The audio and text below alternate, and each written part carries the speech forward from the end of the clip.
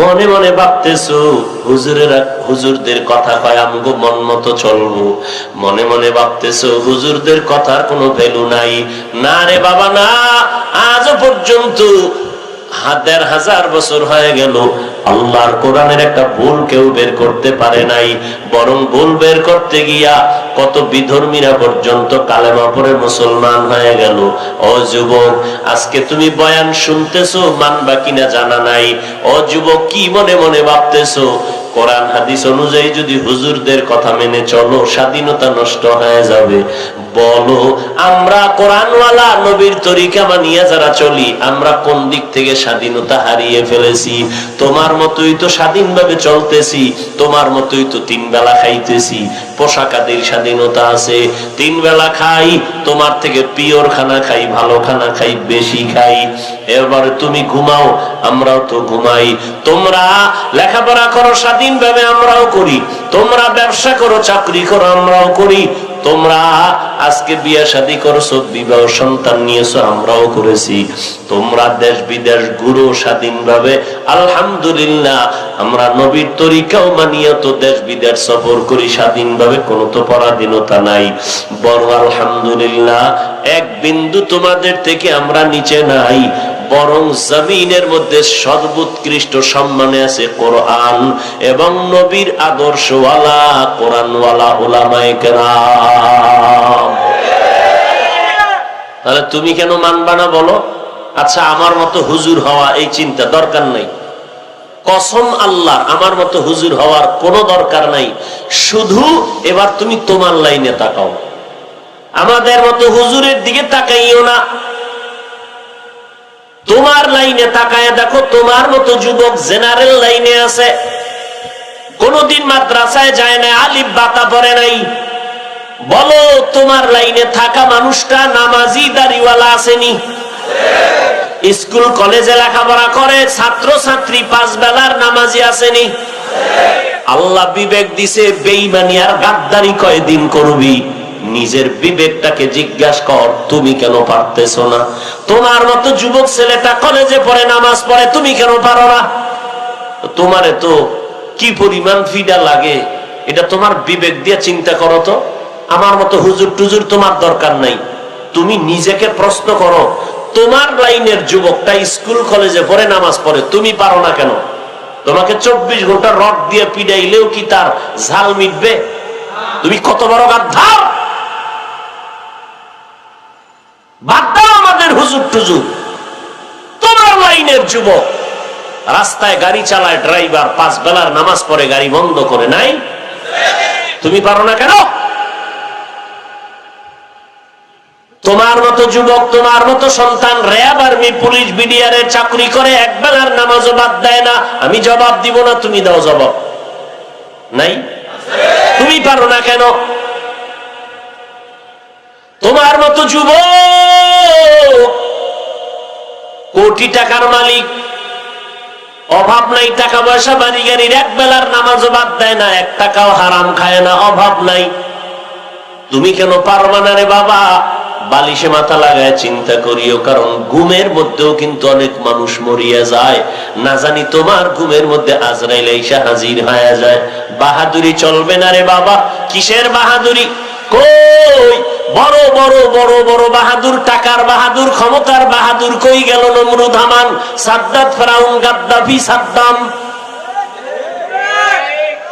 এরে আল্লাহর গোলাম, তোমার মতো সন্তান ফ্যাক্টরিতে, গার্মেন্টসে শ্রমিকের কাজ করে, 1 বেলার নামাজও বাদ দেয় না, এমন যুবক যুবতী আছে না নাই?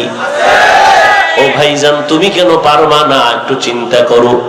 তোমার মতো বান্দা আজকে দেখো, ডাক্তার, প্রফেসর, ইঞ্জিনিয়ার, এমপি, মন্ত্রী, ব্যবসায়ী, চাকরিজীবী, 5 বেলার নামাজি, অভাব নাই। ও আল্লাহর বান্দা, আজকে আমিও তো তোমার মতো প্যান্ট শার্ট টাই লাগাইয়া যদি রাস্তায় মাস্তানি ভাব নিয়ে চলতাম, কেউ বাধা দিত না। টুপি না মাথায় দিলে মাথা গরম লাগে, তোমার থেকে মোটেও কম বুঝি না, এরপরও কেন টুপি ফালাই না? দাড়িটা লম্বা করার কারণে যৌবনের ভাব চলে যায়, এরপরেও কেন দাড়িটা লম্বা করলাম, কামাই না, ফালাই না, কাটি না? লম্বা জামাটা গায়ে দেওয়ার কারণে শরীর বড় গরম লাগতেছে, এরপরও শরীরের ভেতরে কেন এই জামাটা রাখছি, ফালায় দেই না? 5 বেলার নামাজ পড়ি, কওমি মাদ্রাসায় লেখাপড়া করেছি, কত মানুষ কত বাজে কথা বলছে, এরপরও কেন এই রাস্তাটা ছাড়ি দেয় রে বাবা? চিন্তা ভাবনা করে দেখলাম, আমি দুনিয়াতে আজকে যতই ভক্তবৃন্দ দেখি, আমার ডানে বামে সামনে পেছনে টাকা পয়সা বাড়ি গাড়ি, ভক্তর অভাব নাই, কিন্তু আজকে আমি বক্তা এরা শ্রোতা। একদিন যেমন আসবে, আমার যখন আজরাইল আমার রুহুটা নিয়ে যাবে, আমার আপন ছেলে মেয়েরা আমার গায়ের গেঞ্জিটা বেলেট দিয়ে কেটে রেখে আমাকে সাদা কাফনের 3টা কাফন দিয়া প্যাকেট করিয়া এরপরে এমন একটা জায়গায় রাখবে কবরে, যেখানে বাঁশবাগান, দিনের বেলা যাইতেও বড় ভয় লাগে, যেখানে সাপ বিচ্ছু থাকে, এই জায়গায় কবর খনন করিয়া পাড়াইয়া পাড়াইয়া মাটি দিয়া আমার সন্তান, আমার পরিবারের সবাই ঘরের দরজা লাগায় ঘুমাবে আরামে। 1 সপ্তাহ 1 মাস পরে আর নামগন্ধ নিবে না, 2-1 দিন কান্নার পরে তাদের অবস্থা স্বাভাবিক হয়ে যাবে। আমার মাথার ঘাম পায়ে ফেলানো টাকা পয়সা দিয়ে তারা আরামে খাবে আর ঘুমাবে, আর আমি খালি হাতে হাজারো টন মাটি বুকের মধ্যে নিয়ে কবরে পড়ে থাকবো। ওই জায়গায় আমার মা বাবা কেউ নাই, এখন আমি একা। একটা ছোট ঘর, দুনিয়াতে ছোট একটা রুম আমাকে দিলেও তো আমি একা ঘুমাইতে পারি না, রাতের বেলা ভয় পাই। অথচ ওই অন্ধকার কবরে আমারে রাখার পর ওই জায়গায় 2 জন ফেরেশতা চলে আসবে 3টা প্রশ্ন করার জন্য। রবের পরিচয় দাও, ধর্মের পরিচয় দাও, রাহমাতুল লিল আলামিনের পরিচয় দাও। তুমি কত বড় আলেম প্রশ্ন করা হবে না, তুমি কত বড় টাকাওয়ালা কোনো প্রশ্ন করা হবে না, তুমি কোন দলের নেতা কোনো জানার জিজ্ঞাসাও করা হবে না। সবার বেলায় প্রশ্ন 3টা, আমাকেও যেই প্রশ্ন আপনাদেরকেও সে একই প্রশ্ন করা হবে। হিন্দুদেরকে যেই প্রশ্ন মুসলমানকে একই প্রশ্ন। রবের পরিচয় দাও, ধর্মের পরিচয় দাও, রাহমাতুল লিল আলামিনের পরিচয় দাও। ওই অন্ধকার কবরে নবী বলেন, এই 3টা প্রশ্নের জবাব যারা দিবে তাদের কবর হবে জান্নাতের টুকরা, যারা দিতে পারবে না তাদের কবর হবে জাহান্নামের গর্ত। দুনিয়ার বান্দা ওই কবরে 3টা প্রশ্নের জবাব কারা দিতে পারবে? নবী বলেন, যারা দুনিয়াতে রবের গোলামি করে কবরে যাবে, এরা কবরে গিয়া বলবে রব্বি আল্লাহ। দুনিয়াতে যারা ইসলাম মেনে চলবে, কবরে গিয়া তারা জবাব দিবে দীনিয়াল ইসলাম। দুনিয়াতে যারা নবীর সুন্নাত অনুযায়ী চলবে, কবরে গিয়া নবীকে দেখা মাত্র তারা চিনে ফেলবে। আল্লাহ বলবে, ফেরেশতা আমার বান্দাটার জন্য কবরে বেহেশতের বিছানাটা দিয়া দাও, আর জান্নাতের সাথে একটা রাস্তা বানায় দাও, জান্নাতের হাওয়া বাতাস তার গায়ে লাগবে। আমার বান্দা এখন 3.5 হাত কবরটাকে বড় একটা বালাখানা বানাও, আমার বান্দা ওই কবরের মধ্যে আরামে ঘুমাবে কিয়ামত পর্যন্ত। কেউ তোমরা ঘুমের মধ্যে ডিস্টার্ব করবা না। এরে নবীর উম্মতের দল, মায়ার নবী বলেন, ওই কবরে যাওয়ার পর 3টা প্রশ্নের জবাব যারা দিতে পারবে না, ওই 3 প্রশ্নের জবাব কারা দিতে পারবে না? দুনিয়াতে যারা রবের গোলামি করে না, আল্লাহর নবীর সুন্নাত মানে না, দুনিয়াতে যারা ইসলাম মানে না, এমন কপাল পোড়া এই সমাজের মধ্যে দেখবেন আছে, নিজেও নামাজ পড়ে না, যারা নামাজ পড়ে তাদেরকেও পছন্দ করে না, নিজেও দাড়িটা লম্বা করে না, যারা দাড়ি লম্বা করে তাদেরকেও পছন্দ করে না, নিজেও হালাল খায় না, যারা হালাল ভাবে উপার্জন করে তাদেরকেও পছন্দ করে না, নিজেও পর্দা করে না, যারা পর্দা করে চলে তাদেরকেও পছন্দ করে না, নিজেও আল্লাহর নামের জিকির করে না, যারা জিকির করে তাদেরকেও পছন্দ করে না। এই রকম মানুষ সমাজে অভাব নাই। নিজেও নবীর সুন্নাত মানে না, যারা সুন্নাত অনুযায়ী চলবে তাদেরকেও পছন্দ করে না। কিয়ামতের দিন আল্লাহর শাস্তি তো ভয়ানকটা আছে, তবে কবরের মধ্যে নবী বলেন 3টা প্রশ্নের জবাব তারা দিতে পারবে না। যখন ফেরেশতারা বলবে রবের পরিচয় দাও, ধর্মের পরিচয় দাও, রাহমাতুল লিল আলামিনের পরিচয় পৌঁছায় দাও। ওই নাফরমান গুনাহগার একটা আওয়াজ দিবে, লা আদরি, হা হা লা আদরি, আমি কিছুই জানি না, কিছুই জানি না। নবীজি বলেন সাথে সাথে আমার আল্লাহ গায়বী আওয়াজ দিয়ে বলবেন, ও কবরের ফেরেশতা, এই নাফরমান জাহান্নামীকে আর কিছু জিজ্ঞাসা করিও না, কারণ আমি আল্লাহ পাক দুনিয়াতে কম সুযোগ দেই নাই।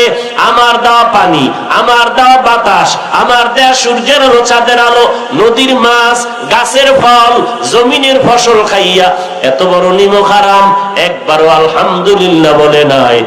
আলেম ওলামারা পায়ে ধরে ধরে নামাজের দাওয়াত দিত, এক বেলার নামাজও আদায় করে নাই।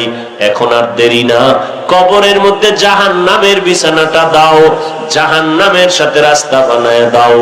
একটা না দুইটা না, 70 থেকে 99টা সাপ কবর এসে ভরে যাবে। নবীজি বলেন আল্লাহ তাআলা তাৎক্ষণিকভাবে রাগান্বিত হইয়া আওয়াজ দিয়ে বলবেন, ও কবরের মাটি, এই নাফরমান গুনাহগারকে দুই পার্শ্বের মাটি জোরে জোরে চাপ দাও। এত জোরে কবরের মাটি দুই পার্শ্ব থেকে চাপ দিবে, পাজরের হাড়গুলো চুরমার হয়ে যাবে। ও আল্লাহর বান্দারা, আল্লাহর কোরআন সত্য, নবীর কথা সত্য, এর মধ্যে কোনো সন্দেহ নাই। ও নবীর আশিক, এখনো সময় আছে, তওবা করে নাও। পিছনে যত অন্যায় করেছি ওই অন্তর থেকে তওবা করে নাও। গুনার কারণে আজ হাত না পাক, চোখ না পাক, অন্তর না পাক। আল্লাহকে অন্তর দিয়া মনে মনে বলো, হে মালিক, এই ময়দানে আমার মতো গুনাহগার কেউ নাই। ও আল্লাহ, গুনার কারণে আজ আমার হাত না পাক, চোখ না পাক, আমার মা বাবা কেউ গুনার খবর জানে না। যদি জানতো আমারে সমাজে জায়গা দিত না। আপনি জানার পরেও তো রাগ করিয়া পানি খানা বন্ধ করেন নাই রে আল্লাহ। আজ আমি তওবার নিয়ত করে ফেললাম। ও যুবক, এখনো সময় আছে, তওবা করে নাও। সম্মান দেয়ার মালিক আল্লাহ, রিজিকের মালিক আল্লাহ, হায়াতের মালিক আল্লাহ। আজকে নবীর তরিকা মতো চলতে গিয়া সম্মান কমে নাই, খানাও বন্ধ হয় নাই, স্বাধীনতাও নষ্ট হয় নাই, সম্মান সব জায়গায় পাই। এমপি সাহেব দেখলে কয় হুজুর দোয়া করবেন, মন্ত্রী দেখলে কয় দোয়া করবেন, দুনিয়ার লাইনের সব মানুষগুলো সম্মান করে। খালি মনে করিও না আমগো হুজুরেরাই বুঝি সম্মান করে না, বরং দেখতেছি অনেক জাতি ভাইরা বিরোধিতা করে, কিন্তু সাধারণ মুসলমান কোরআন ওয়ালাদের কলিজা ভরিয়া সম্মান করে।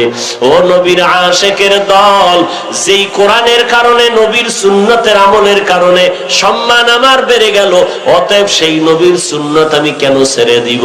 কোন হিন্দু, কোন বৌদ্ধ, কোন ইহুদি আমার নবীর সুন্নত মানবে না, আমল করবে না। নবীর সুন্নতের আমল করব আমরা মুসলমান, আমরা যদি না করি জমিনে আর কেউ করবে না। ও আল্লাহর বান্দারা, ইঞ্জিনিয়ারিং পড়ো, ডাক্তারি পড়ো, লেখাপড়া করো, চাকরি করো, ওই লেখাপড়া বন্ধ করিও না। স্কুল কলেজে পড়ি একজন ভালো ডাক্তার হও, আদর্শবান ডাক্তার হও, মানুষ যেন মরিয়া গেল দোয়া করে। একজন ভালো আদর্শবান ইঞ্জিনিয়ার হও, মানুষ যেন তোমার ব্যবহারে দোয়া করে। একজন ভালো তুমি কলামিস্ট হও, আদর্শ যেন তোমার নষ্ট না থাকে। মা বাবার দোয়া নিয়ে চলবা, এলাকার মানুষের সাথে ভালো ব্যবহার করবা, উলামায়ে কেরামের পরামর্শ নিয়ে চলবা। প্রত্যেকটা মানুষ তোমার জন্য দোয়া করবে, মরিয়া গেলে 2 ফোঁটা চোখের পানি ফেলে দোয়া করবে। ও যুবক, কয়দিন আর বাহাদুরি করবা? তোমার আমার মতো কত যুবকের লাশ কবরে রাখছি, এমন কোন দিন নাই যে যুবকের মরণের খবর নাই। কয়দিন আর বাহাদুরি করবা? আল্লাহর কাছে তওবা করে নাও। গলায় ছুরি আসলে মরিয়া যাব, তারপরে আজ থেকে আর নামাজ ছাড়বো না, নবীর তরিকার বাহিরে চলবো না, মা বাবাকে কষ্ট দিব না। যেই মা বাবার দোয়ার চোখের পানিতে আজ আমি পরীক্ষায় ভালো নাম্বার পেয়েছি, আজকে আমি চেয়ারে বসে বয়ান করতেছি। যেই মা বাবার চোখের পানি আর দোয়ার কারণে আজ আমার মানুষ আজ আমাকে সম্মান করে। ওই মা বাবার চোখের পানি আর দোয়ার কারণে আজ ভাইজান তুমি টাকার মালিক, বাড়ি গাড়ির মালিক, তোমার সম্মানের চেয়ার মা বাবার চোখের পানির কারণে ওই মা বাবার দোয়া নিয়ে সামনে আগাও, ওলামায়ে কেরামের পরামর্শ নিয়ে আমল শুরু করে দাও। জীবন গেল আর নামাজ ছাড়বো না, বেপরদায় চলবো না, দাড়ি কাটবো না, নবীর তরিকার বাহিরে চলবো না, মা বাবার বরদোয়া নিব না, ওলামায়ে কেরামের বিরুদ্ধে যাব না। আল্লাহর কাছে তওবার নিয়ত যদি করো, আল্লাহ বলেন বান্দা খাঁটি অন্তরে যদি তওবা করে আমি জীবনের সব গুনাহ মাফ করে দিব। ও আল্লাহর বান্দারা, তওবা করার যদি নিয়ত হয়, অন্তরে যদি কোনো দুর্বলতা না থাকে, মরিয়া গেলে যাব, আল্লাহকে বেজার করব না, নবীর তরিকার বাহিরে চলব না, তওবা করার যদি নিয়ত হয়,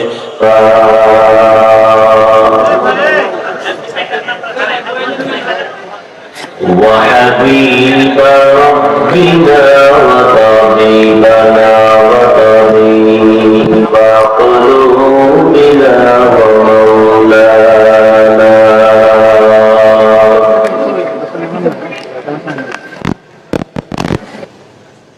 ومولانا محمدا عبده ورسوله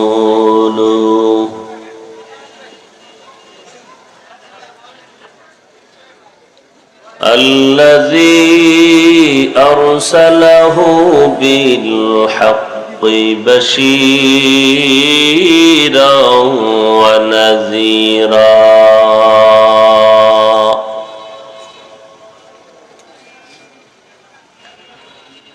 وداعيا إلى الله بإذنه وسراجا منيرا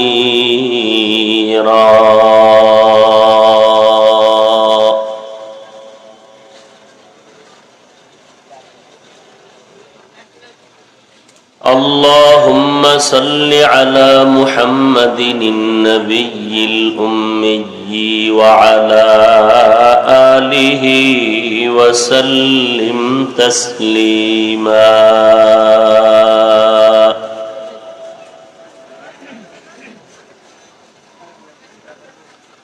وبعد فأعوذ بالله من الشيطان الرجيم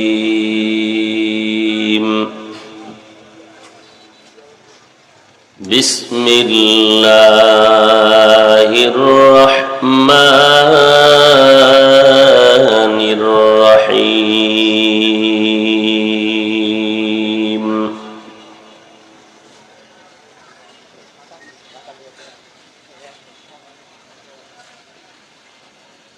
يا أيها الذين آمنوا استعينوا بالصبر والصلاة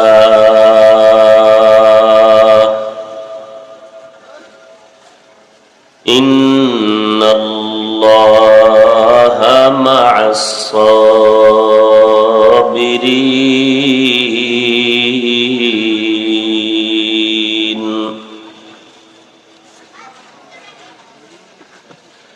وقال النبي صلى الله عليه وآله وسلم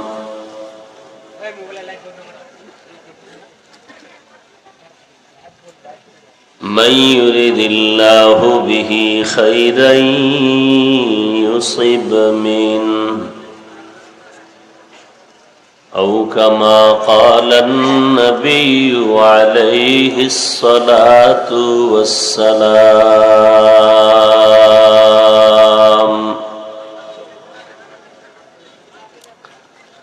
صدق الله مولانا العظيم وصدق رسوله النبي الأمي الكريم.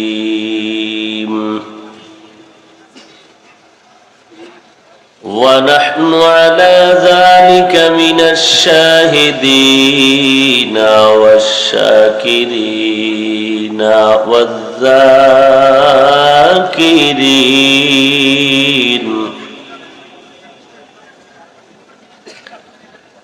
والحمد لله رب العالمين. العالمين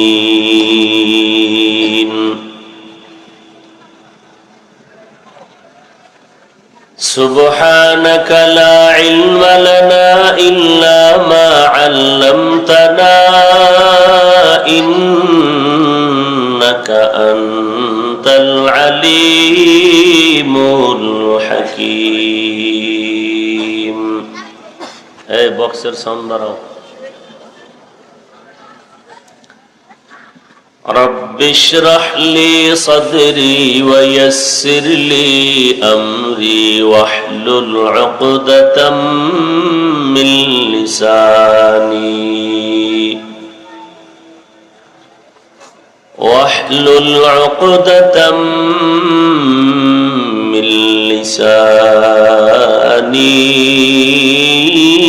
يفقه قولي.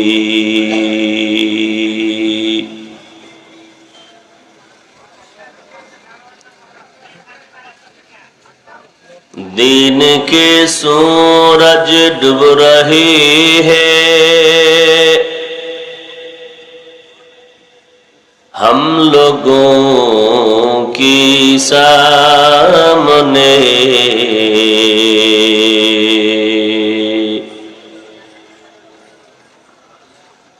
روز محشر کا جواب ہے مصطفیٰ کے سامنے.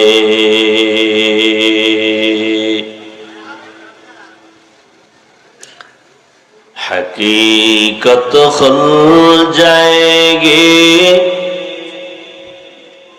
بوقت امتحان تیرے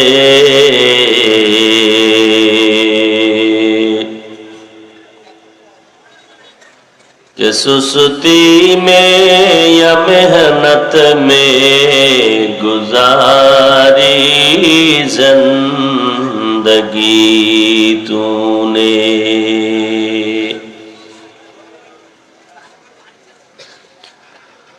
محمد نے آ کر کفر کو مٹایا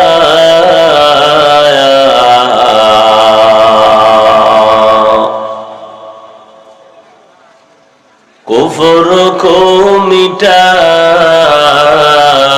کر صداقت بتایا.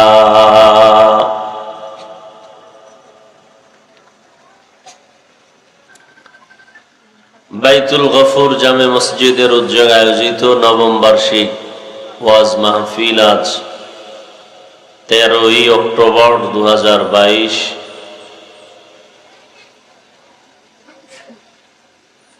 মহতি এই মাহফিলে উপস্থিত মুহতারাম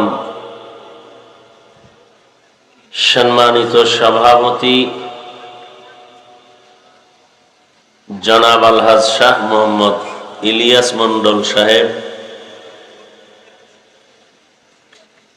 প্রধান অতিথি জনাব মোহাম্মদ সোহেল সাদাত সাহেব,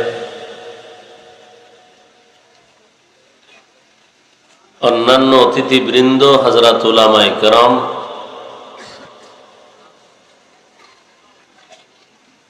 বিভিন্ন এলাকা থেকে আগত আল্লাহ পাকের আশিকিন, জাকিরিন, শাকিরিন, মুহিব্বিন, মুরব্বিয়ান আযম, কলিজার টুকরা, সমবয়সী যুবক বন্ধুগণ, স্নেহের ছোট ভাই, পর্দার আড়ালে অবস্থানরত শ্রদ্ধেয়া সম্মানিতা মা ও বোনেরা, আল্লাহ পাকের দরবারে লাখ কোটি শুকর যে আল্লাহ পাক এই ফিতনার জামানায় কোরআন ও সুন্নাহর ভিত্তিতে সহি তরিকায় কিছু কথা বলার জন্য, শুনবার জন্য, দ্বীনের এই পরিবেশ বেহেশতের বাগানে প্রতিকূল পরিবেশের মধ্যেও হাজারো মানুষের মধ্য থেকে বাছাই করে আমাদেরকে আল্লাহ হাজির হওয়ার তৌফিক দান করেছেন।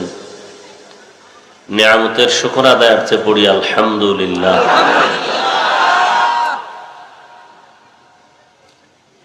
দরুদ ও সালাম সৈয়দুল মুরসালিন রাহমাতুল লিল আলামিন শফিউল মুজনিবিন খাতামুন নবিয়্যিন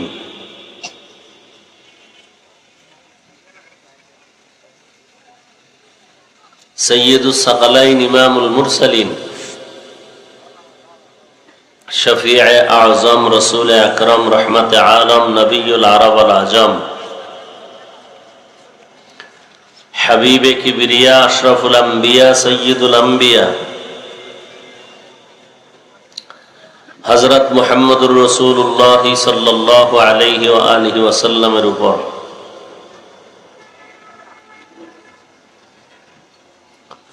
সর্বোপরি শুকর যাদের অক্লান্ত পরিশ্রমে আজ এই সুন্দর আয়োজন,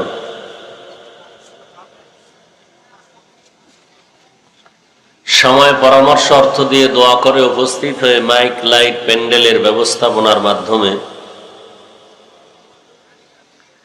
সহযোগিতার হাত যারা বাড়িয়েছেন প্রত্যেককেই আল্লাহ পাক খেদমতের বরকতে দুনিয়াতে শান্তি, পরকালে চিরমুক্তির ব্যবস্থা করে দিন।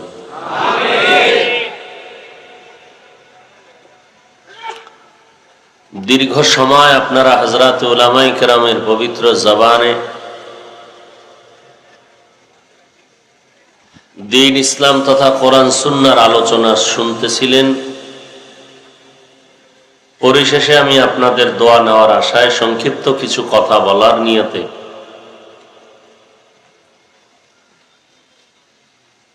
কোরআনে হাকিমের সূরা বাকারাত থেকে এক টুকরো আয়াতে কারীমা তিলাওয়াত করেছি।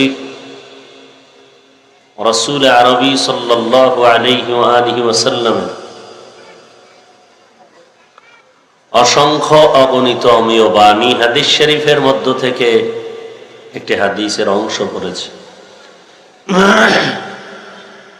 আয়াত ও হাদিসের আলোকে ইখলাস ও রুহানিয়াতের সমন্বয় কিছু কথা বলার মতো, শুনবার মতো রব্বুল আলামিন আমাদেরকে তৌফিক দান করুন।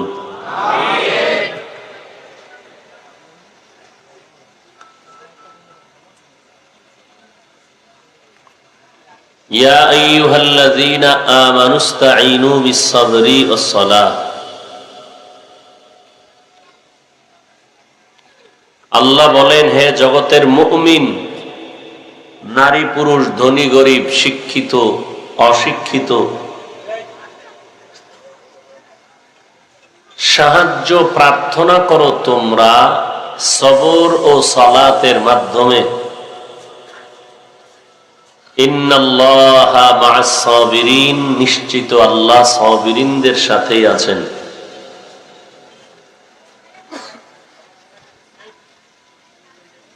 নবীজি বলেন, মাইয়ুরিদিল্লাহু বিহি খাইরান ইউসিবহু মিন, আল্লাহ যার খায়রের ইচ্ছা করেন, কল্যাণের ইচ্ছা করেন, আল্লাহ তাকে মুসিবতের দ্বারা পরীক্ষা নেন।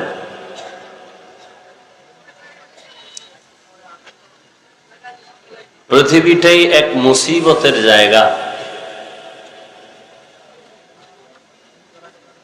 আল্লাহ মানুষ পাঠিয়েছেন পরীক্ষা দেওয়ার জন্য।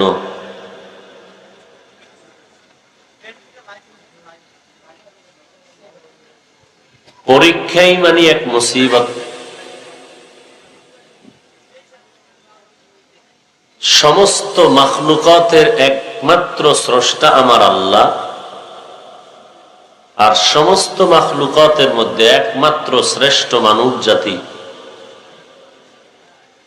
আর এই মানুষের মধ্যে আল্লাহ বেশি মহব্বত করেন যারা মুমিন, আল্লাহকে মানে, আল্লাহর বিধান মানে, তাদেরকে আল্লাহ বেশি মহব্বত করেন।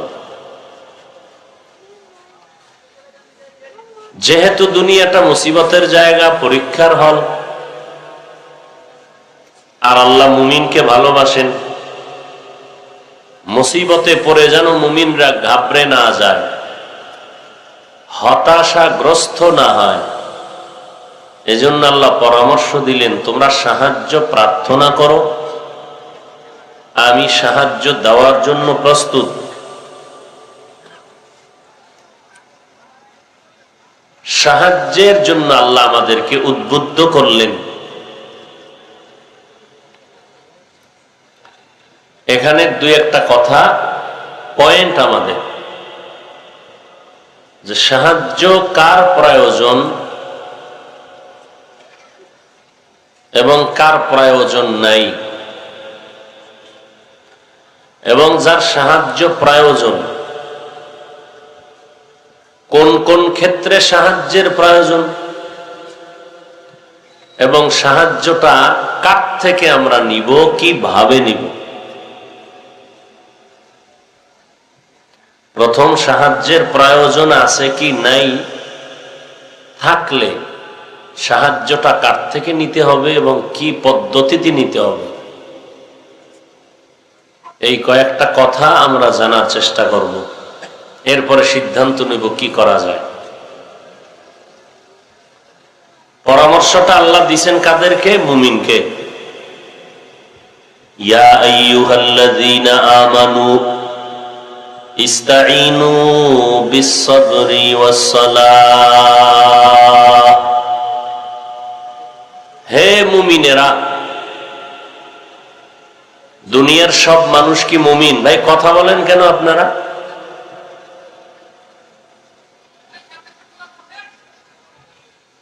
আল্লাহ পাক রব্বুল আলামিন মুমিনকে বলেছেন, আর কাউকে বলেননি পৃথিবীতে সব মানুষ মুমিন নয়। মুফাসসিরিনে কেরাম বলেন পৃথিবীর মানুষগুলো প্রথমত দুই ভাগে বিভক্ত, একদল ঈমানওয়ালা আর একদল ঈমানবিহীন। বাংলায় এক দলকে বলে আস্তিক আর এক দলকে বলা হয় নাস্তিক। অর্থাৎ যারা ঈমানদার এরা আস্তিক, যারা ঈমানওয়ালা নয় এরা নাস্তিক। যারা ঈমানওয়ালা এদেরকে কোরআন বলেছে এরা মুমিন, এরা মুসলমান, এরা মুত্তাকি।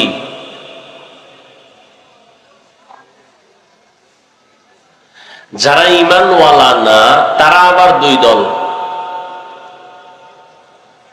এক দল পুরান, এক দল নতুন। যারা পুরান আল্লাহকে মানে না, জন্মসূত্রেই বাবাও মানে না, মাও মানে না, নিজেরাও মানে না, এরাও নাস্তিক। এদেরকে কোরআন বলেছে এরা কাফের। আর একদল নাস্তিক, এরা জন্মসূত্রে না, বাবা মুসলমান, দাদা মুসলমান, মা মুসলিমা, এর ঘরে নিজেও মুসলিম পরিচয় দিয়ে চলার পরে বহু বুদ্ধি টুদ্ধি চালাইতে চালাইতে এক পর্যায়ে গিয়ে দেখলো আমি বড়, আমি সঠিক। ঝামেলা আল্লাহর মধ্যে, ঝামেলা ইসলামের মধ্যে, ঝামেলা কোরআনের মধ্যে। এরা পুরান নাস্তিক না, নতুন। এই নতুন নাস্তিকদেরকে ইসলামের পরিভাষায় বলা হয় মুরতাদ।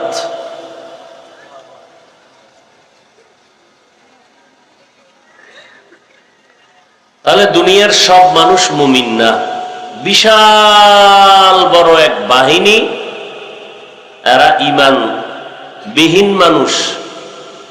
আল্লাহ শুধু ঈমানওয়ালাকে পরামর্শ দিয়েছেন সাহায্য প্রার্থনা করো। অথচ পৃথিবীর কোন মানুষ সাহায্য ছাড়া চলার কোনো উপায় নাই, কারণ ওয়াখুলিকাল ইনসানু যায়ীফা।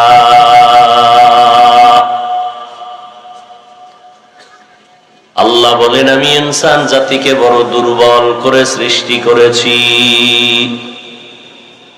সমস্ত মানুষ সৃষ্টিগতভাবেই দুর্বল। কেমন দুর্বল?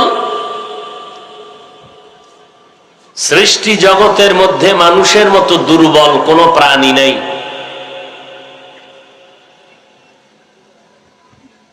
পিপিলিকার কাছেও আমরা দুর্বল, আল্লাহর বানানো মাখলুক মশার কাছে আমরা দুর্বল, বাতাসের কাছেও দুর্বল, আমরা প্রত্যেকটা পৃথিবীর মাখলুকাতের কাছে বড় দুর্বল। কোন দিক থেকে দুর্বল? খানার দিক থেকেও দুর্বল, ঘুমের দিক থেকেও দুর্বল, মেধার দিক থেকেও বড় দুর্বল, আখিরাতের লাইনেও আমরা দুর্বল, দুনিয়ার লাইনেও আমরা দুর্বল। আমাদের মতো দুর্বল কোন প্রাণী আর নাই।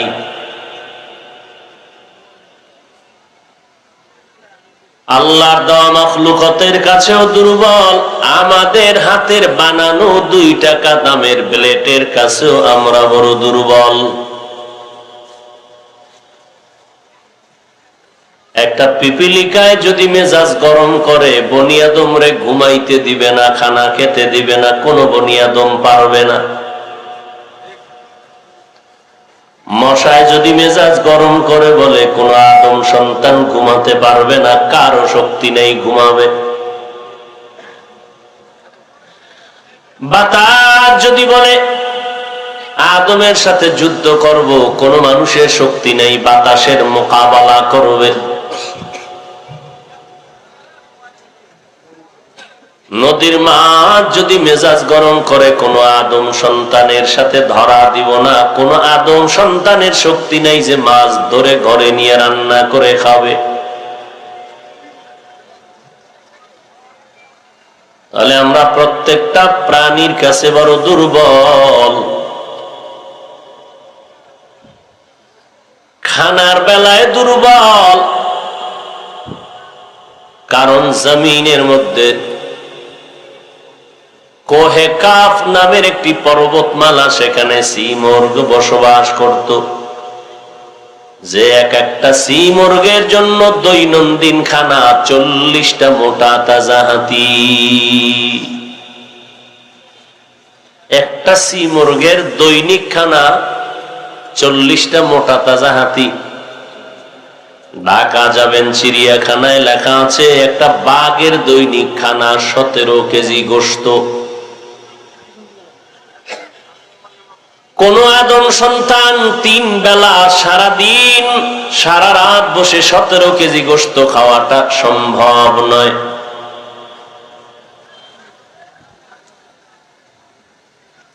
নদীর ভেতরে বড় বড় সমুদ্রে বড় বড় নীলতিমি আছে, একটা নীলতিমি দৈনিক খানা 1000 কেজি চিংড়ি মাছ। কোন মানুষের দ্বারা সম্ভব না যে দৈনিক 1000 কেজি চিংড়ি মাছ খাবে। আমরা খানার বেলায় বড় দুর্বল, আমরা মেধার বেলায় বড় দুর্বল। ইঞ্জিনিয়ার বিল্ডিং করেছে, আঁকা বাঁকা বলো, আর এক ইঞ্জিনিয়ার বলে ভেঙে ফেলো, মেয়াদ থাকবে না, পড়ে যাবে। আমাদের চোখের চাহনির মধ্যেও দুর্বলতা, কথার মধ্যেও দুর্বলতা। আমাদের দুর্বলতা মুসিবতের বেলায় ধৈর্য, ইবাদতের বেলায় ধৈর্য। মুসিবত আসছে, তুমি ধৈর্য ধারণ করো, সবর করো, আল্লাহর সাহায্য চাও। ধৈর্য ধারণকারীদের একটা গুণ আল্লাহ কোরআনে বলছেন, এরা মুসিবত আসলেই বলবে ইন্না লিল্লাহি ওয়া ইন্না ইলাইহি রাজিউন। ধৈর্য ধারণ করবে, হাজারো মুসিবত আসবে, আমি পেরেশান হব না, আমার আল্লাহর উপরে আমি ভরসা করব, দেখব মুহূর্তের মধ্যে বিপদ আমার থেকে কেটে গেল। মুসিবতে ধৈর্য ধারণ করা, গুনাহের বেলায় ধৈর্য ধারণ করা। ও বান্দা, ফজরের 4 রাকাত নামাজ পড়তে মাত্র 20 মিনিট লাগবে। ও বান্দা, ওই 20 মিনিটের ঘুমের মজা পাইয়া তুমি 4 রাকাত নামাজ ছেড়ে দিলা। ধৈর্য ধারণ করিয়া যদি একটু উঠা, ধৈর্যের সাথে পানি দিয়া ওযু বানাইয়া, ধৈর্যের পরিচয় দিয়া যদি নামাজে যাইতা, আল্লাহ পাক রব্বুল আলামিনের পয়গম্বর বলে ঘুমাইয়া যেই সময় কাটাইছো ওই সময়টাও নেকের পাল্লায় ওজন দেওয়া হবে।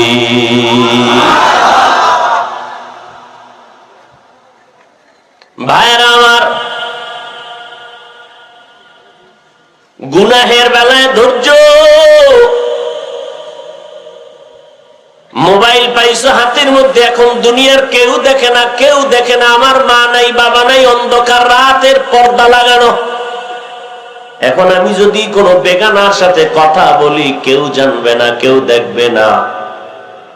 এরে বান্দা, কথায় বড় মজা, কিন্তু ধৈর্য ধারণ করে আল্লাহর মহব্বত নিয়ে যদি চুপ থাকো, গুনাহের থেকে বাঁচতে পারো।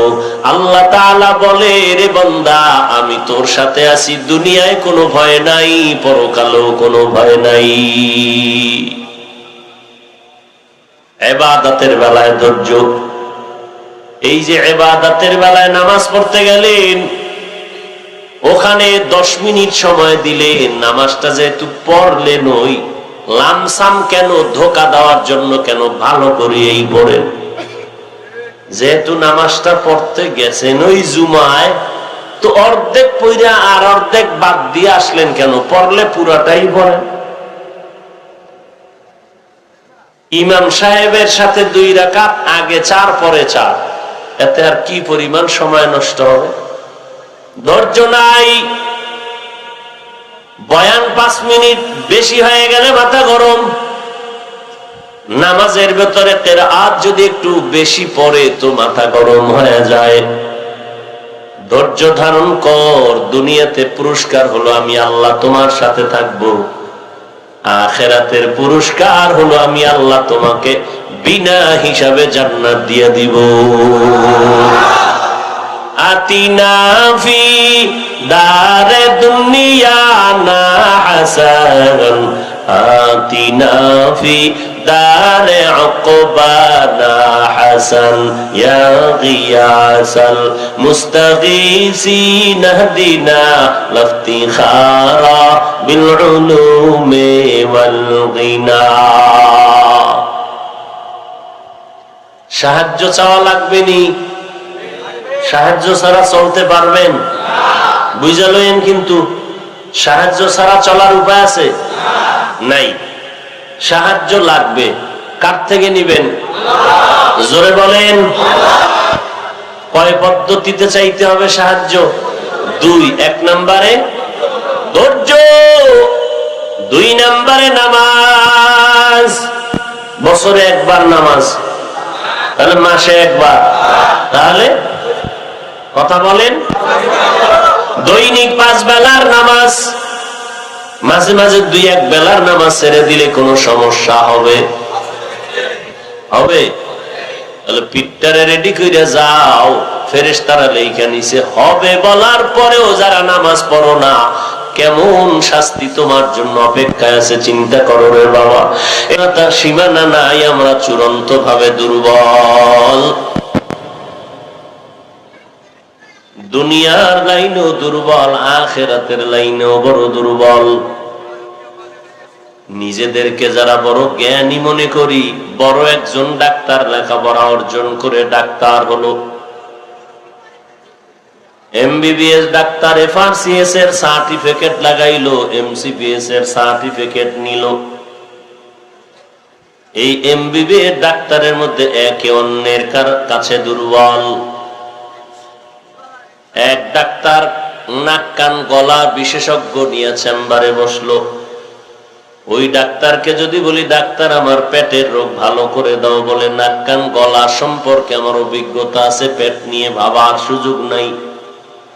যাও তুমি মেডিসিনের ডাক্তারের কাছে যাও, পেটের চিকিৎসা করে নাও।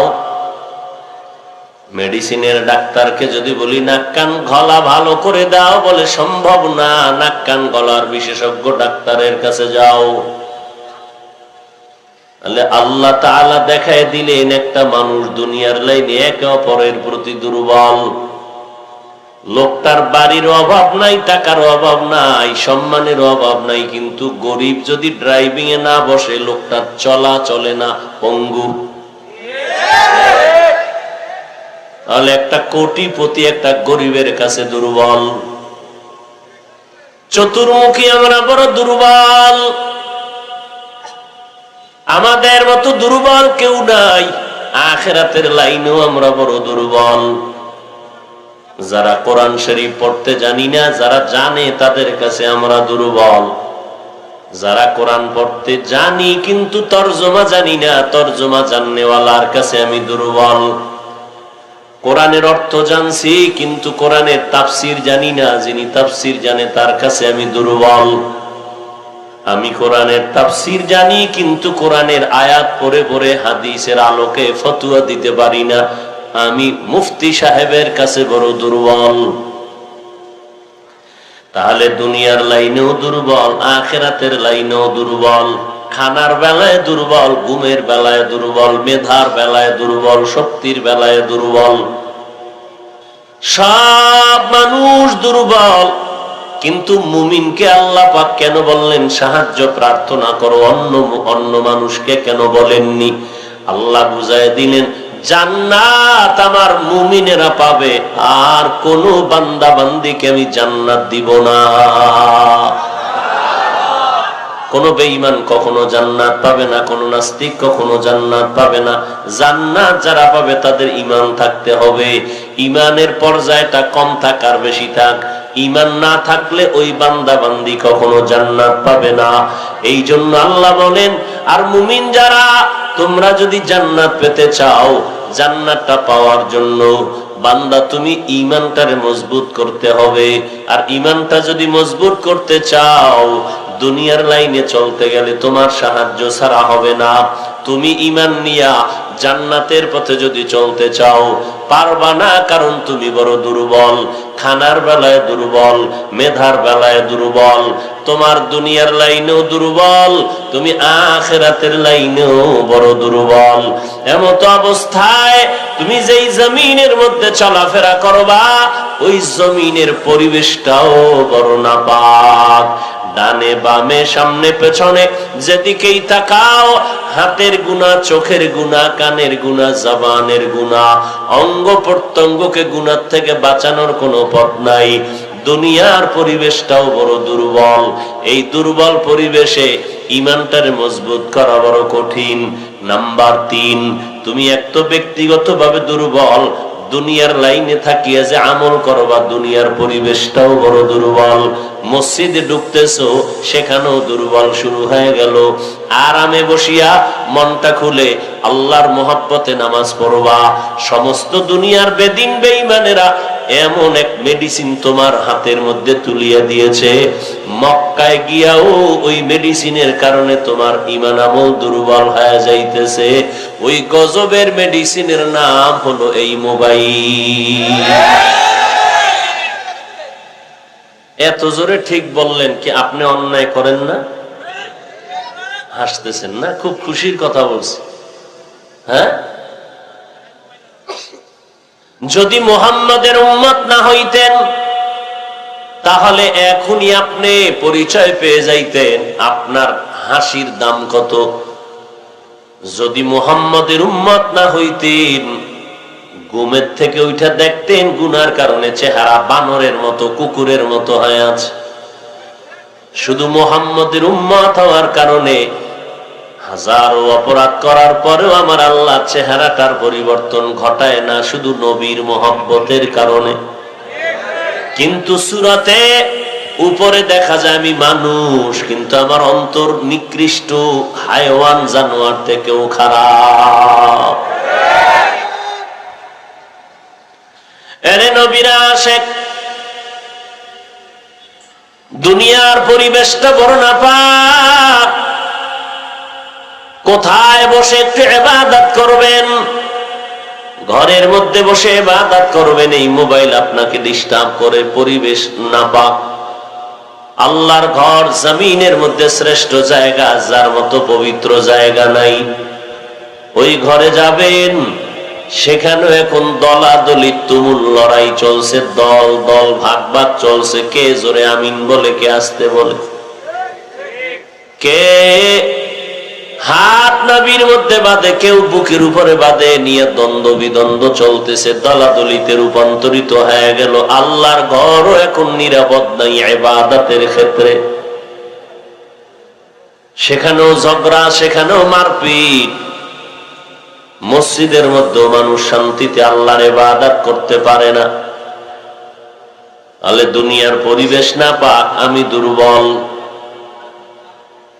3 নাম্বার, আমি যে জান্নাতের পথে আগাবো, আমাকে 3 দল শয়তান আমারে ধাওয়া করে, পেছন থেকে টানে আমাকে জাহান্নামে নেওয়ার জন্য।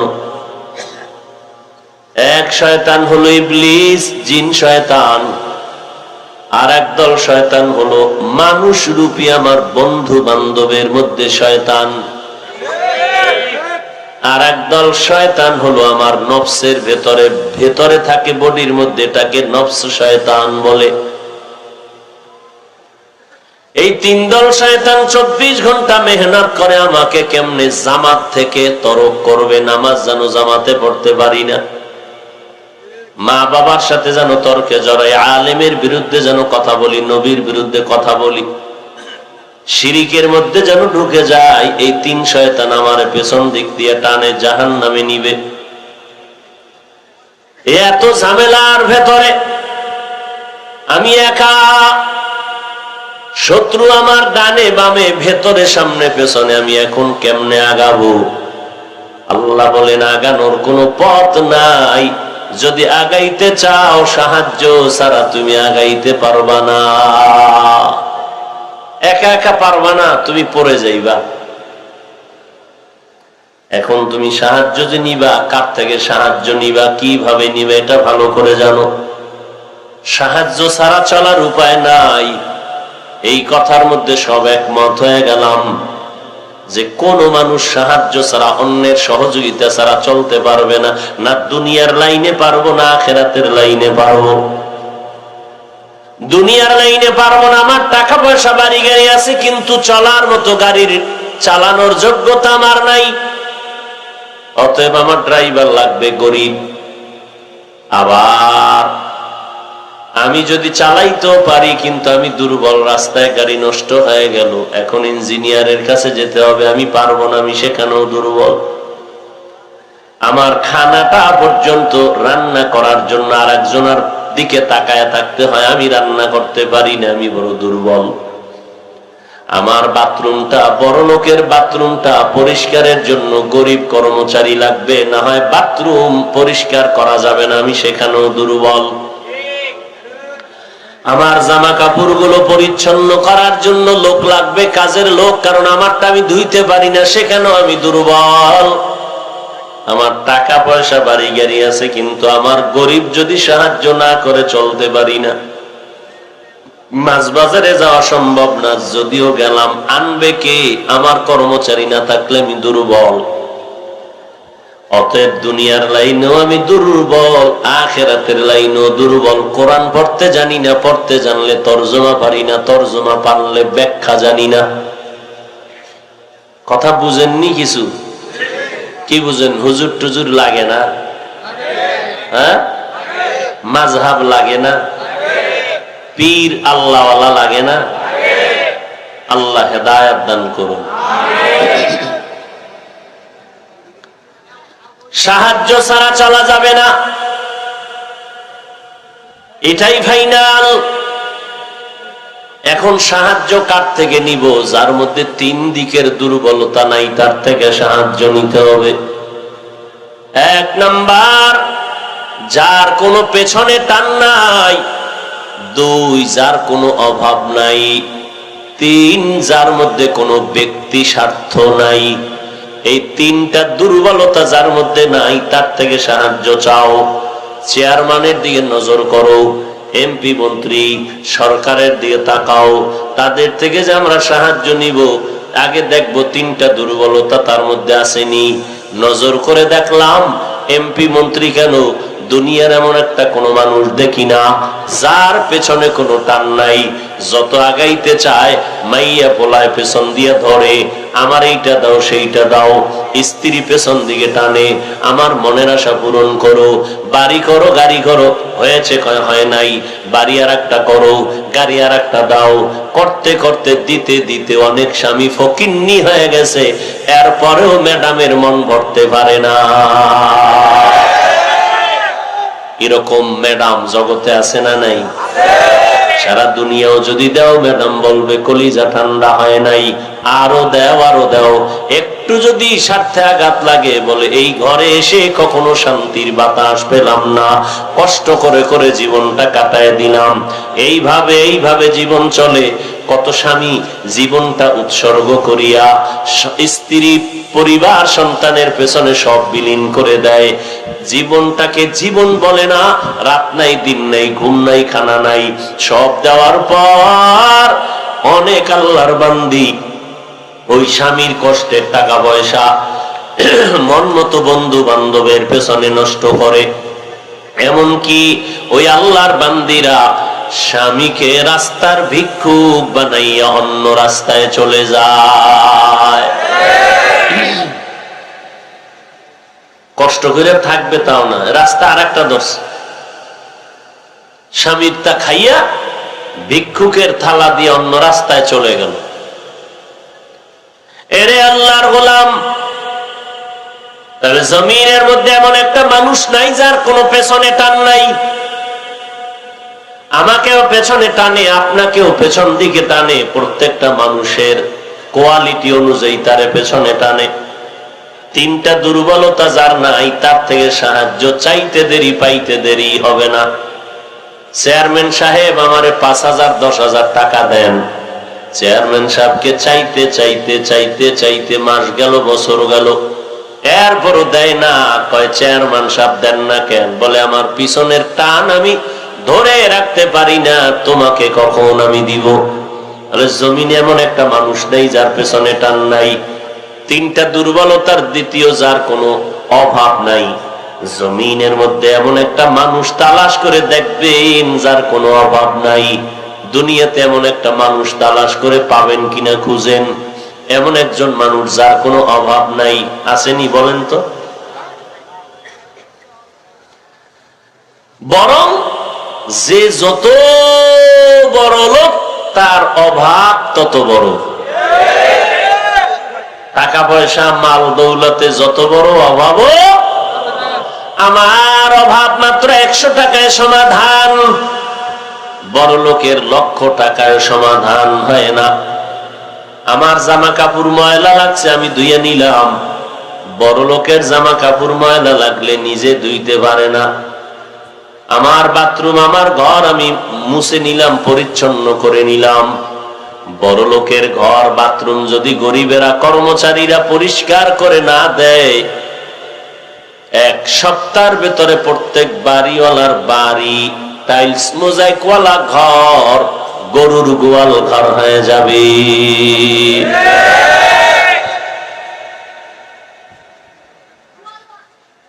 কঠিন হালাত। তাহলে কি পরিমাণ দুর্বল বড় লোকেরা গরিবের কাছে, কি পরিমাণ দুর্বল।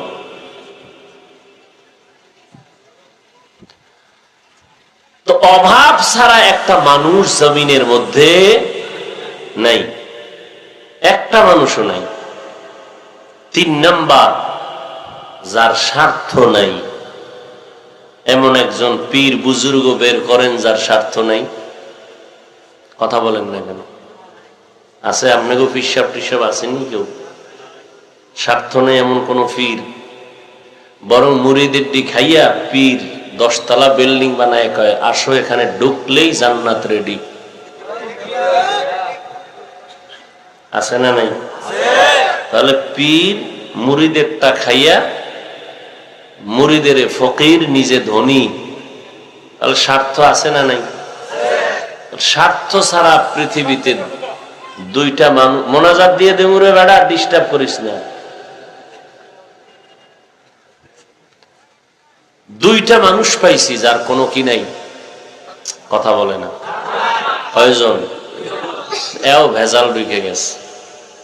গোটা দুনিয়া তালাশ করে দুইজন মানুষ পেয়েছিলাম যার কোনো স্বার্থ নাই। একজন আমার আব্বা জান, দ্বিতীয় হলো আমার আম্মা জান। কিন্তু না, সোনার বাংলায় তাকায় দেখলাম না, বাবা স্বার্থের কারণে সন্তানের জবাই করে, সন্তান স্বার্থের কারণে মা বাবারে জবাই করে। আপনাদের থানায় গিয়ে ঢুকিয়া দেখবেন কত মা বাবা সন্তানের বিরুদ্ধে মামলা দায়ের করে রেখেছে, আবার কত সন্তান মা বাবার বিরুদ্ধে মামলা করেছে। এই সোনার বাংলায় নজিরবিহীন প্রমাণ আমাদের চোখের নজরে আছে। মা বাবা সন্তানের জবাই করেছে, সন্তান মা বাবারে জবাই করেছে। অভাব নাই। তাহলে নজর করে দেখলাম মাও স্বার্থ ছাড়া চলে না, বাবাও স্বার্থ ছাড়া চলে না। জমিনে এমন একটা মানুষ নাই যার কোনো স্বার্থ নাই, অভাব নাই। এমন একটা মানুষ নাই যার কোনো অভাব নাই। জমিনে এমন একটা মানুষ খুঁজে পাওয়া যাবে না যার পেছনে টান নাই। আমি বলেছিলাম সাহায্য তার কাছে চাও, চাইতে দেরি পাইতে দেরি না। যার মধ্যে তিনটা দুর্বলতা থাকবে না। এক নম্বরে পিছু টান, এরপরে অভাব, এরপরে স্বার্থ। জমিনের মধ্যে এমন কোন মানুষ জমিনে তালাশ করে পাওয়া যাবে না। হ্যাঁ, একজন পাওয়া যাবে যার পেছনে কোনো টান নাই, যার কোনো স্বার্থ নাই, যার কোনো অভাব নাই। তিনি হলেন আমার একমাত্র আল্লাহ। আল্লাহর পিছনে টান আছে? মাইয়া বলা আসেনি? লাম ইয়ালিদ লাম ইউলাদ উলাইকাস ওয়ালিদু মাউলুদেরা খালিকাস। আল্লাহ বলেন আমার ছেলে নাই, মেয়ে নাই। দুনিয়াওয়ালারা চাইলে বেজার হয়, আমি আল্লাহ না চাইলে বেজার। কারণ দুনিয়াওয়ালারা স্বার্থ বড় অভাবী, আমি আল্লাহর কোনো স্বার্থ নাই, কোনো অভাব নাই। আমি বেঈমানেরও দেই, মুমিনেরও দেই। একই নদীর মাছ মুমিনেরাও যেইভাবে খাওয়ার স্বাধীনতা পায়, বেঈমানেরাও খাওয়ার স্বাধীনতা পায়। বেঈমান যখন মাছ খাইতে গেছে আমি কল্লা দরিয়া টিপ দেই নাই, কারণ আমি আল্লাহর কোনো স্বার্থ নাই। আমি স্বাধীন করে দিলাম, যেই গাছের ফল মুমিনেরাও খাবে, বেঈমানেরাও সেই গাছের ফল খেতে পারবে, কোনো সমস্যা নাই। ও বান্দা, যেই প্রাণীর গোশত মুমিন খাবে, বেঈমানেরাও খাবে, কোনো বাধা নাই। মসজিদের দরজা খুলে দিলাম, মুমিনে যদি ঢুকতে চাও বাধা নাই, বেঈমান ঢুকবা বাধা নাই। আবার সিনেমা হলের দরজাও খোলা, বেঈমান ঢুকবে, কোনো নিষেধ নাই, মুমিন ঢুকবা, কোনো নিষেধ নাই। আমি আল্লাহ তাআলা স্বাধীনতা দিয়ে দিলাম। কেন? দুনিয়াটা হলো পরীক্ষার হল, আর পরীক্ষার হলের মধ্যে যারা প্রশ্নের উত্তর সঠিক লাগবে তাদেরও যেই স্বাধীনতা, যারা প্রশ্নের উত্তর উল্টা পাল্টা লাগবে তাদেরও একই স্বাধীনতা। উল্টা পাল্টা যারা লাগবে তাদেরকে যেমন পরীক্ষার হলে বাধা দেওয়া যায় না, এই দুনিয়ার মধ্যে যারা আমার হুকুম মতো চলবে তাদেরও যেই স্বাধীনতা, যারা আমার বিরোধিতা করবে তাদেরকেও স্বাধীনতা দিলাম। কারণ দুনিয়াটা পরীক্ষার হল, বাধা দেওয়ার জায়গা না। আমি স্বাধীনতা দিয়ে দিলাম। আমি আল্লাহ স্বার্থের জন্য কারো দরজা বন্ধ করি নাই। আমি আল্লাহ যে চাইবে তাকেই দিব, তবে কারোটা দিব খুশি হইয়া, কারোটা দিব বেজার হয়ে। দেওয়া কম দিব না। আমি আল্লাহ স্বার্থহীন। অতএব বান্দা, সাহায্য যদি চাইতে চাও, জমিনের কারো কাছে চাইও না, একমাত্র আল্লাহর কাছে সাহায্য চাইও। কার কাছে? আর কারো কাছে চাইতে পারবো, দিবে না।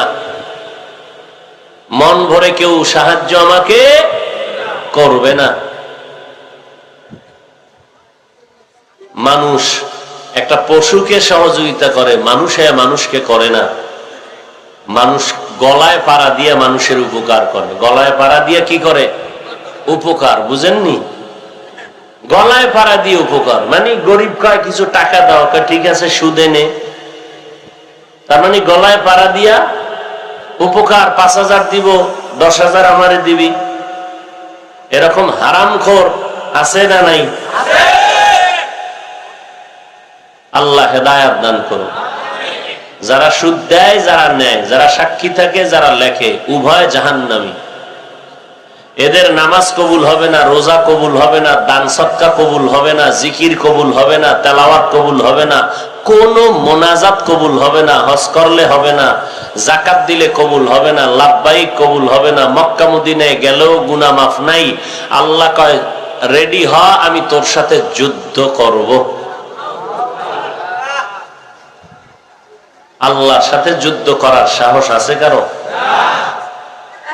অথচ আল্লাহ যুদ্ধের ঘোষণা দিয়েছেন। কারণ তুই সুদ খাও, তুই তো হারামজাদা, তুই 24 ঘন্টার সেকেন্ডে সেকেন্ডে সেকেন্ডে নিজের গর্ভধারিণী মায়ের সাথে জিনার গুনায় লিপ্ত।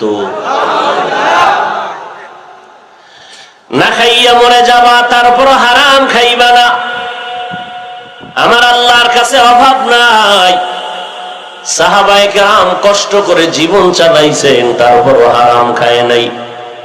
এরে নবীর আশিক, আমার আল্লাহর দরবারে কোনোটার অভাব নাই।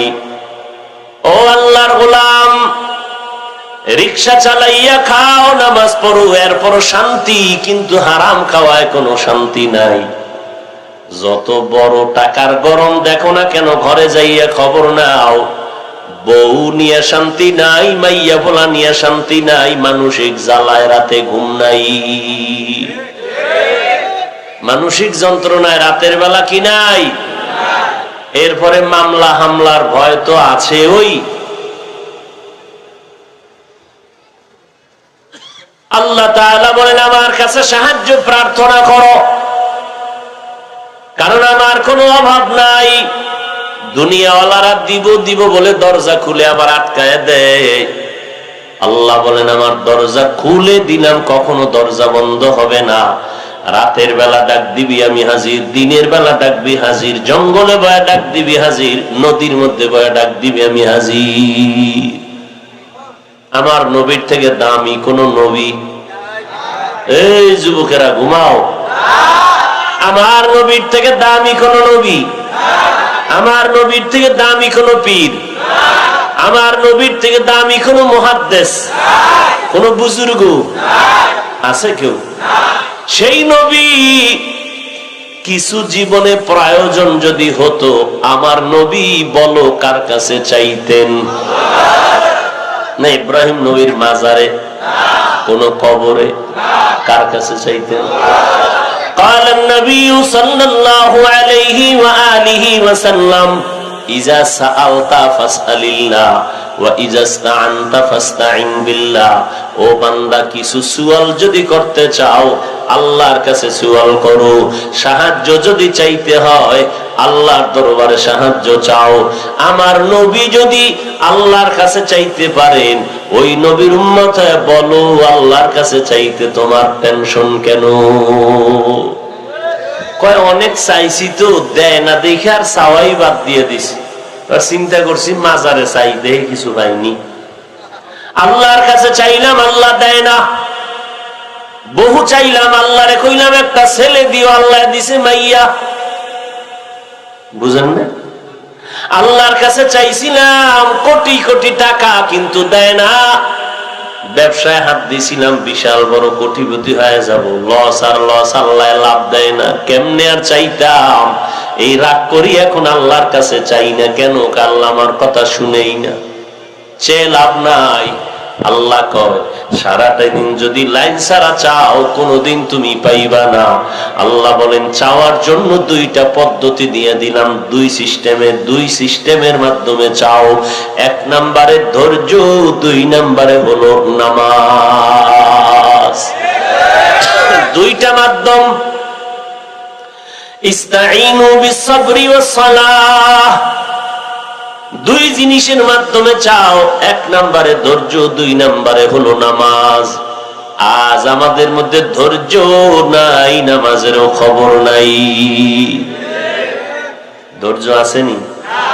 আগামীকাল জুমার নামাজে গেলে দেখবেন ধৈর্য কারে কয়। যাবে সবার শেষে, ভাগবে সালাম ফিরানো মাত্র দৌড়। কি ভাই, এইরকম অন্যায়কারী আপনাদের মধ্যে কেউ নাই? তাহলে যে অপরাধী সে তো মাথা নত করে কাঁদবে, লজ্জায় মাথা গুটাইয়া রাখবে, তার আওয়াজ থাকবে ছোট, দিল থাকবে নরম। কই আপনাদের আওয়াজে মনে হয় অহংকার আরো বেড়ে গেল, দিলের মধ্যে আরো খুব অহংকার, নরম চিন্তা তো কারো নাই। আবার বলেন যে আমরা নামাজ না পড়লে কি হুজুরদের থেকে আমাদের দিল ভালো, আমাদের অন্তর ভালো। এই যদি হয় আপনাদের অন্তরের অবস্থা, তাহলে হুজুরদের বয়ান তো আপনাদের দিলে ঢুকবে না, কারণ হুজুরদের প্রতি আপনাদের ভক্তি শ্রদ্ধা তো দুর্বল। ধৈর্য বড় কঠিন সম্পদ। আল্লাহ বলেন যারা ধৈর্য ধারণ করবে আমি আল্লাহ তাদেরকে বিশাল শ্রেষ্ঠ দুইটা নেয়ামত দান করব, পুরস্কার দান করব। একটা দিব দুনিয়ায় আর একটা দিব পরকাল জীবনে। ধৈর্য ধারণ যারা করবে তাদের পুরস্কার দুইটা, একটা দুনিয়ার মধ্যে আর একটা পরকালে। দুনিয়ার মধ্যে পুরস্কার হলো আমি আল্লাহ ধৈর্য ধারণকারীর সাথে সব সময় থাকবো। আল্লাহ থাকলে আর কোনো টেনশন আছে? হ্যাঁ, কোনো টেনশন নাই। আল্লাহ আছে এটা বুঝি কেমনে? বিড়ি টানলে বুঝবা, গাঞ্জা খাইলে বুঝবা। ইব্রাহিম রে নমরুদ যখন আগুনের মধ্যে ফেলে দিল, জিবরাইল কানের গোড়ায় মুখ লাগাইয়া কয় ভাই ইব্রাহিম কোন সহযোগিতার প্রয়োজন আসেনি? বলে না, আমার আল্লাহ তো দেখতেছে, সাহায্যের যদি প্রয়োজন হয় তোমার দরকার নাই, আমার আল্লাহ আমার জন্য যথেষ্ট। ইব্রাহিমের জ্বলন্ত আগুনের মধ্যে ফালায় দিল। ইব্রাহিম আগুনের মধ্যে বসে আছে, ইব্রাহিমের পশম জ্বলে না। কারণটা কি? বলে ইব্রাহিমের সাথে আছেন আমার আল্লাহ।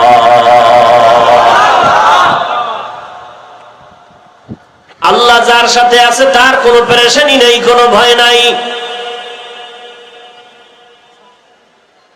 আল্লাহ পাক ওই বান্দার সাথে যে ধৈর্য ধারণ করবে, ধৈর্য তিন প্রকার।